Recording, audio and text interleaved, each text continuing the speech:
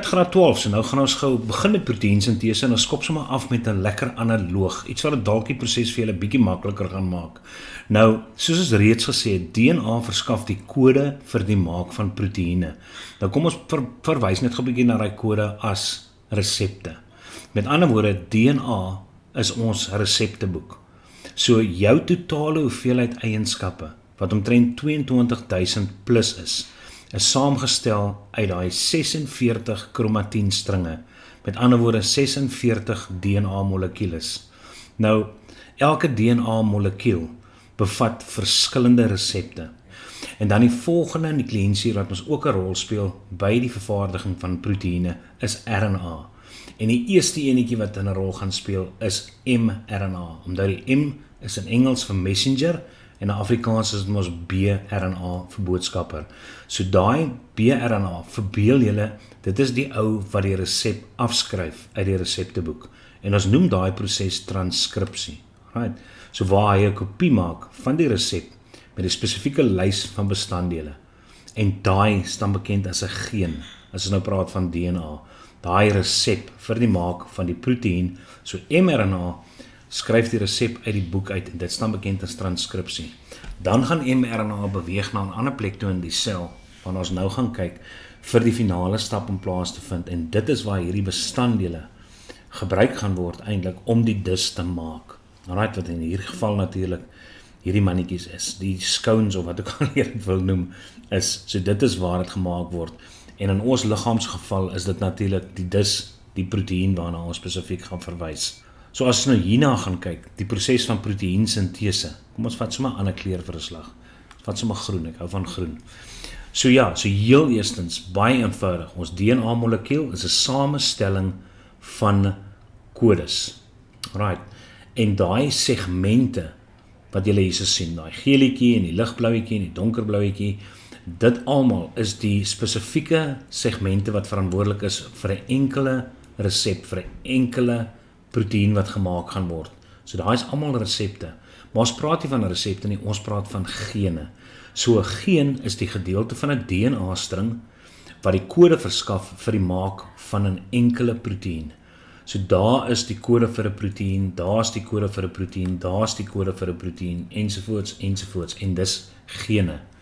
So dis waarom hulle hier vir jou sê, DNA verskaf die resep, en dit is die volgorde van die stikstofbasisse wat op die templaat DNA-string gaan voorkom. So een van hierdie stringe gaan dien as die templaat waarop mRNA gebou gaan word. Ons eerste RNA wat 'n rol speel by proteïensintese.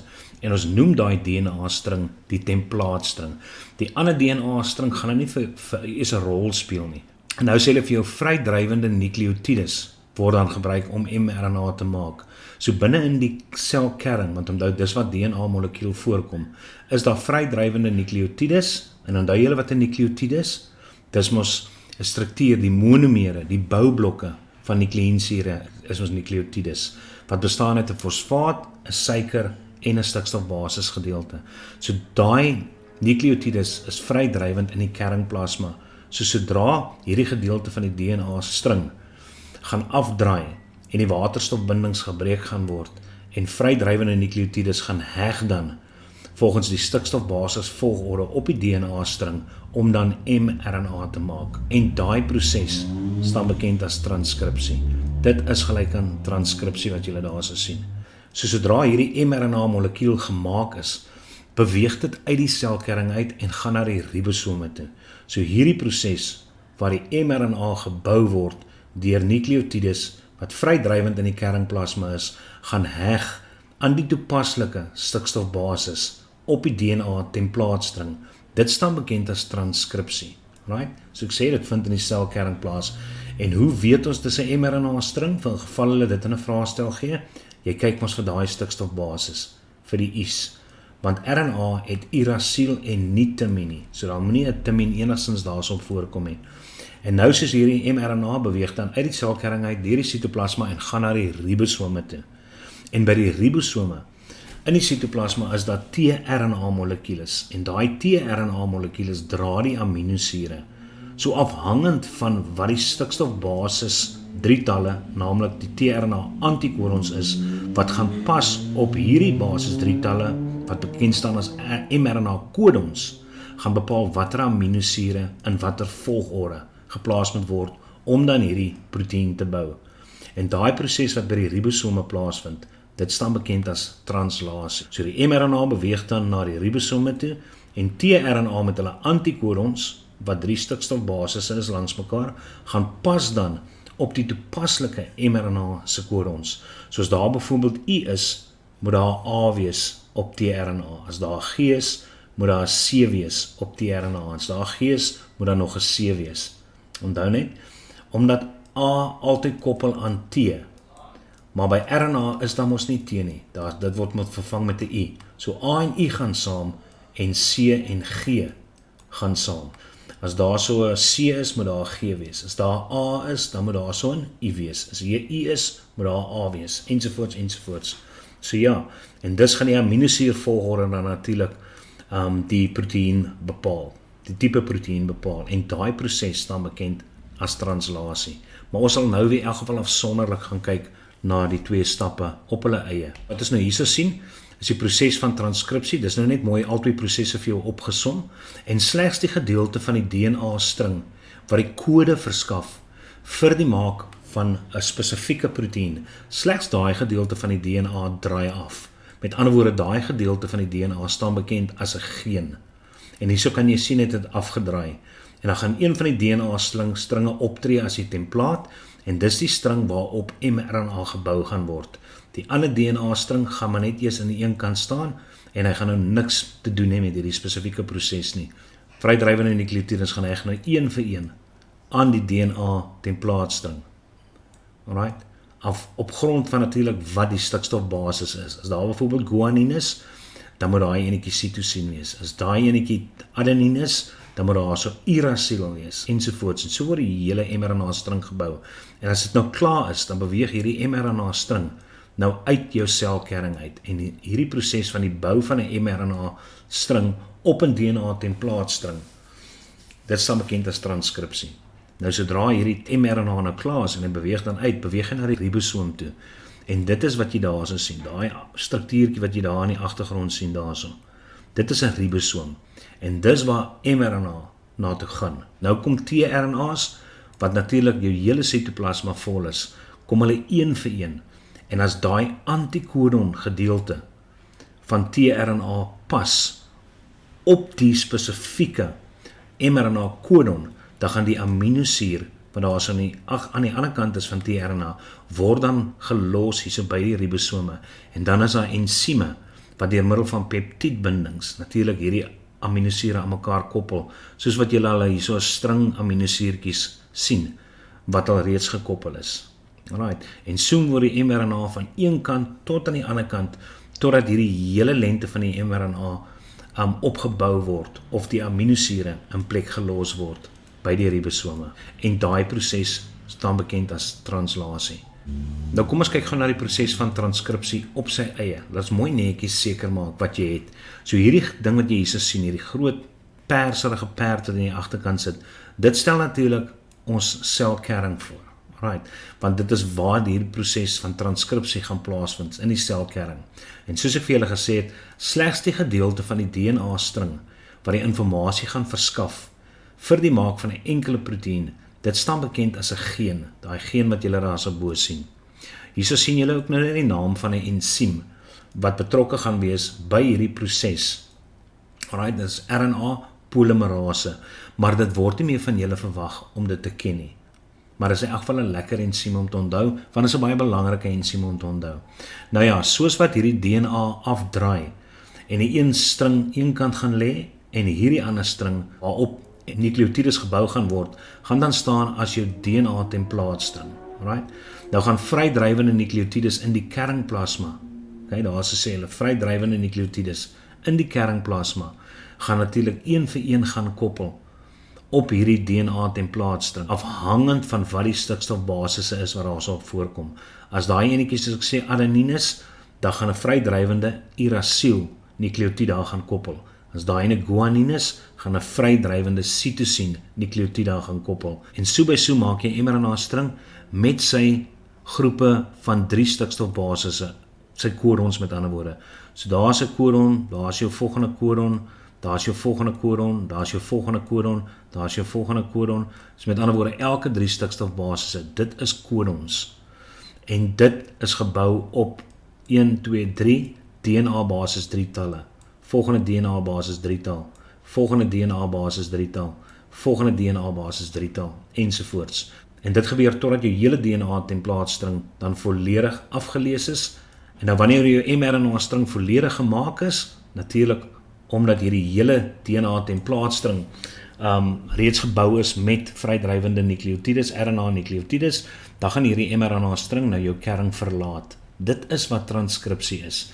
En na die tyd sy mRNA-string weg is, dan natuurlik is daar weer ensieme wat die waterstofbindings tussen die DNA-basis 3-talle weer gaan heg, sodat jy weer 'n leersituasie kan vorm, en dan natuurlik draai hierdie leer weer om dan sy dubbele helix vorm aan te neem.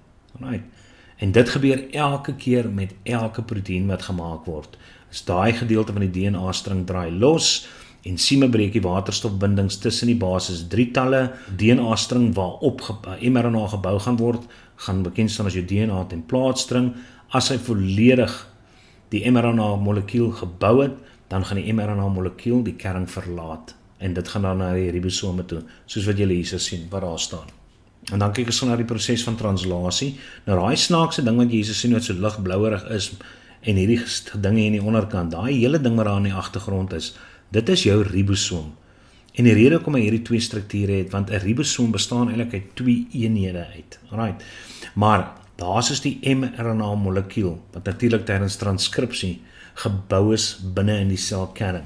En nou gaan vrydrywende tRNA-molekules wat in die sitoplasma is, gaan dan natuurlik een vir een kom, en indien die antikodon van die tRNA pas op die kodon van die mRNA, dan word daai aminosuur gelos. Indien dit nou nie pas nie, dan sal 'n volgende tRNA kom, totdat die antikodon pas op daai spesifieke mRNA-kodon. En dan word die aminosure gelos hierso, en deur ensieme gekoppel met peptiedbindings. Daar sien julle sien peptiedbindings aan mekaar.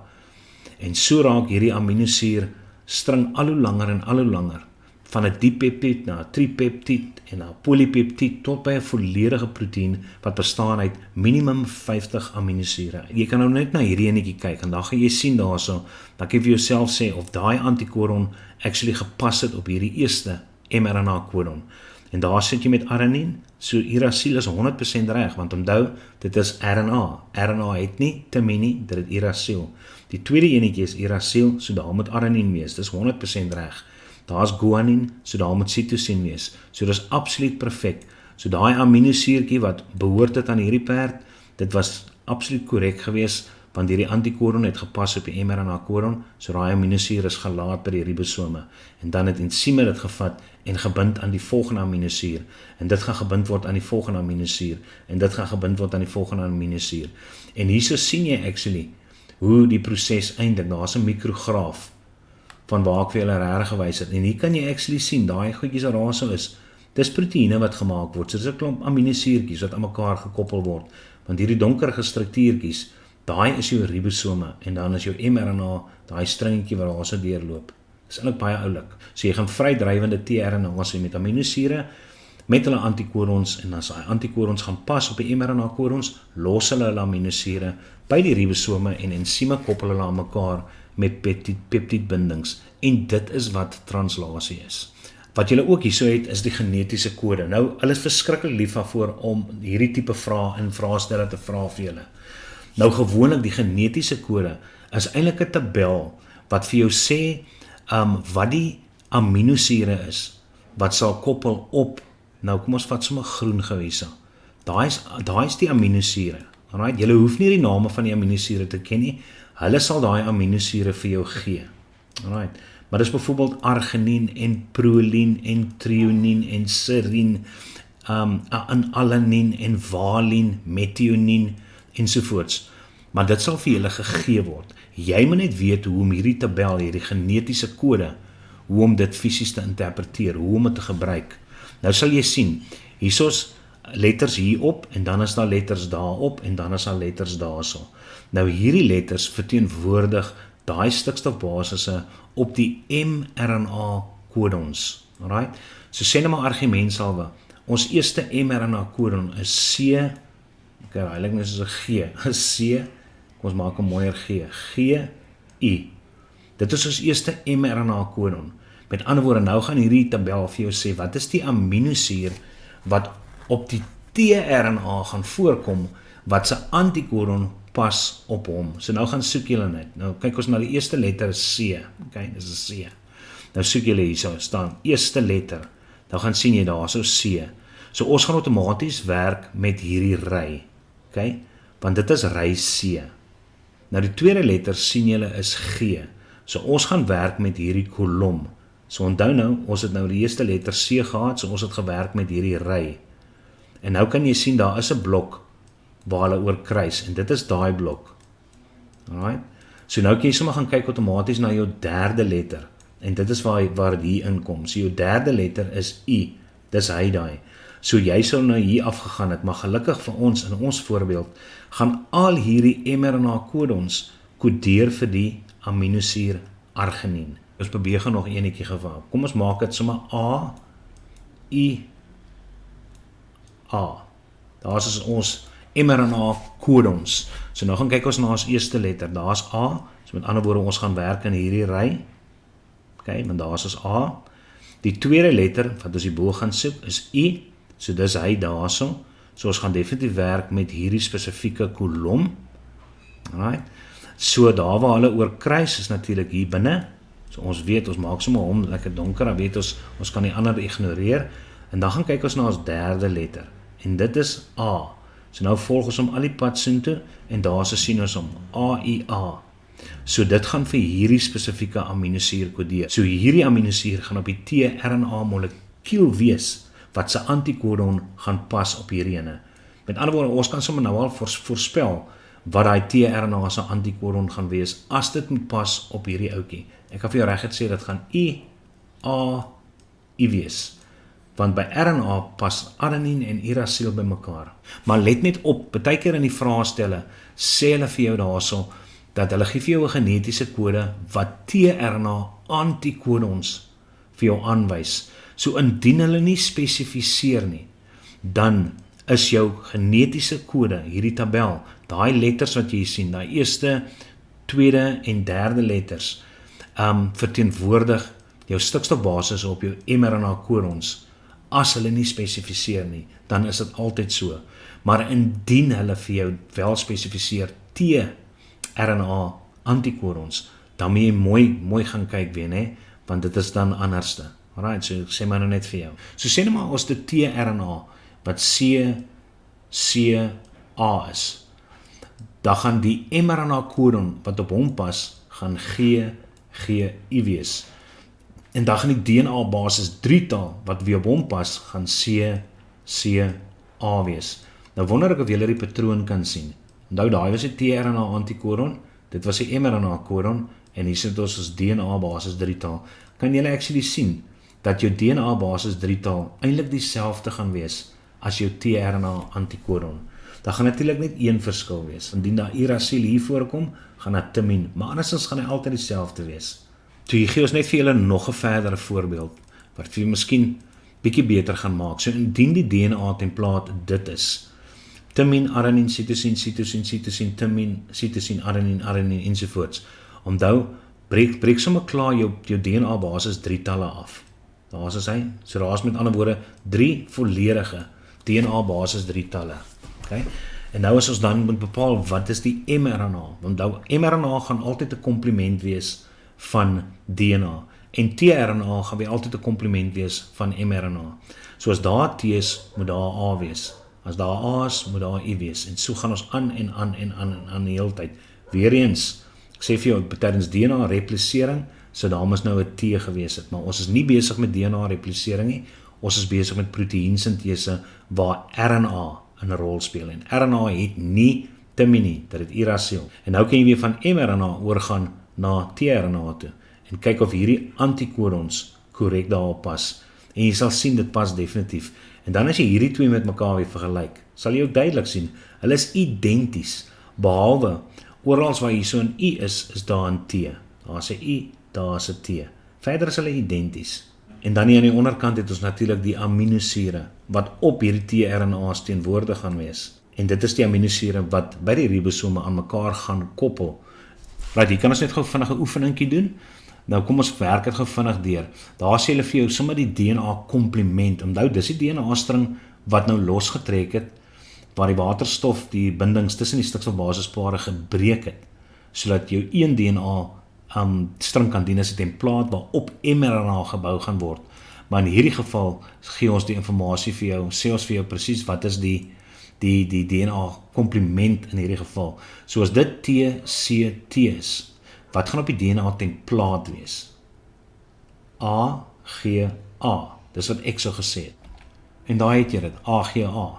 So as daai die stikstofbasisse is op jou DNA templaat, as daai die DNA basis 3-tal is, wat moet jou eerste mRNA kodon wees? Ek sou sê dit gaan UCI wees. En daar sien jy, dit is 100% so. En dan natuurlik, omdat tRNA weer komplement van mRNA is, gaan ek vir jou sê, wat pas by U? A. Wat pas by C? G. Wat pas by I? A. En daar kan jy het sien, AGA. En weer eens kan jy sien, as jy kyk hierna, dat jou tRNA en jou DNA eintlik maar dieselfde is. Jou DNA basis 3-tal. Behalwe soos ek sê, as daar I's is hierso, gaan dit T's wees daar. Nou kom ons vat net gou hierdie inligting. Nou soos ek vir jou sê, as hulle nie spesifiseer nie, dan gaan hierdie genetiese kode, daai eerste, tweede en derde letters, verteenwoordig jou mRNA kodons, indien hulle nie spesifiseer nie. Alright.